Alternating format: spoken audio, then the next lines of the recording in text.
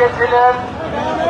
একটি ছিল সকালে রাখি বন্ধন করে 12টা থেকে নবান্ন অভিযান, এবং তারা এই কর্মসূচিকে অরাজনৈতিক রাখতে বলেছিলেন। সব রাজনৈতিক দলের কাছে, সংগঠনের কাছে আবেদন করলেও একমাত্র স্পষ্ট করে ভারতীয় জনতা পার্টির রাজ্য সভাপতি শ্রমিক ভট্টাচার্য পতাকা ছাড়া, রাজনৈতিক উদ্দেশ্য ছাড়া সমস্ত বিজেপি কর্মী সমর্থকদের যোগদান করতে অনুরোধ করেছিলেন। আজকে সাঁতরাগাছি পয়েন্টে অন্তত 15-20 হাজার মানুষ, যেহেতু সব বাস বন্ধ করে দিয়েছিল, রাস্তা বন্ধ করেছে, কেউ সড়ক পরিবহনে আসতে পারে, কেবলমাত্র রেলে এসেছে।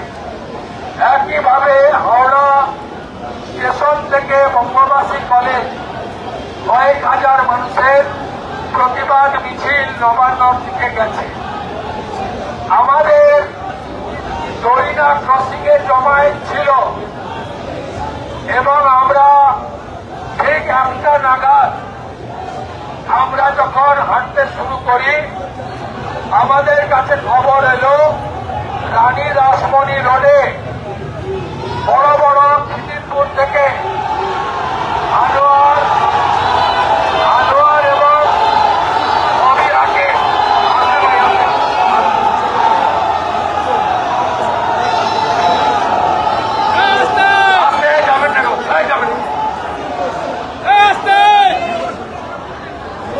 ওদের দিকে তাকাবেন না, ওগুলো রোহিঙ্গা আর বাংলাদেশি মুসলমান,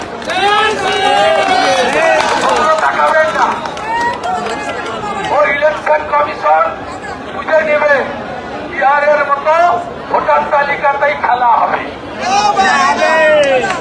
আপনাদের বলি, রানী রাসমণি রোডে আমরা না গিয়ে বাস স্ট্রিট দিয়ে মিরো রোড হয়ে আমরা ফোর্ট উইলিয়ামের কাছে ইরানের বড় ব্যারিকেড করেছেন জানি, ওখানেও কন্টেনার, আমাদের রাস্তা ঘুরে ইস্পাতের ব্যারিকেড ইত্যাদি করেছে। আমরা ওখানে গিয়ে ওই কন্টেনার টপকাতে পারতাম না, বসে পড়তাম, আবার বাবা বক্তব্য রাখত, শেষ হয়ে যেত কর্মসূচি। কিন্তু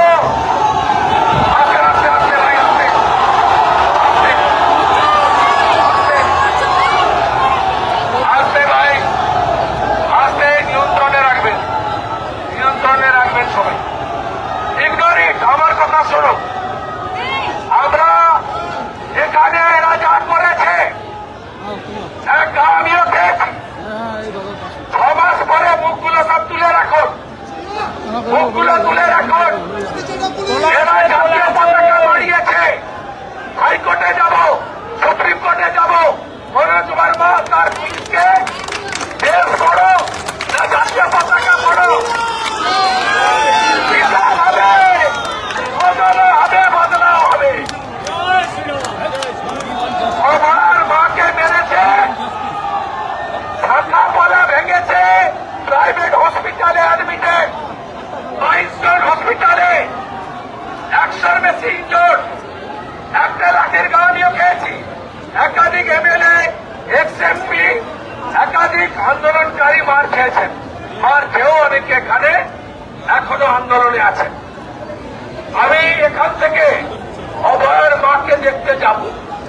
এই আন্দোলন এখানে শেষ নয়, এই আন্দোলন চলবে।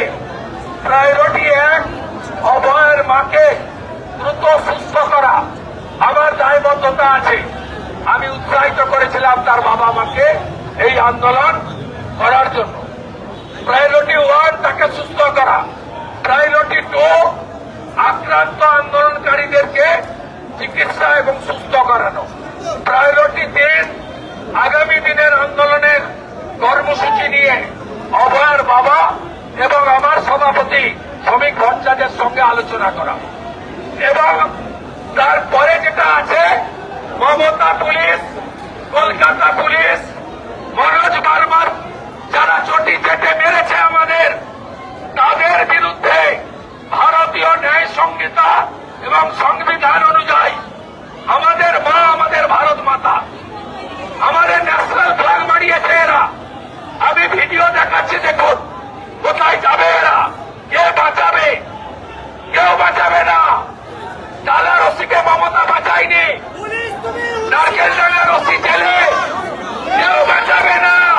জাতীয় পতাকা সুপ্রিম কোর্ট পর্যন্ত যাব এবং ছাড়ব না।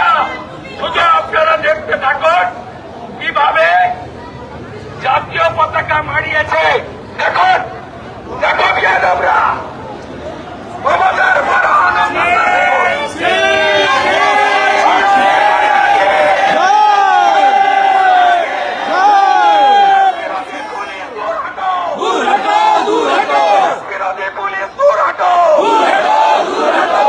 জোরদার লড়াই হবে 4টে বাজে।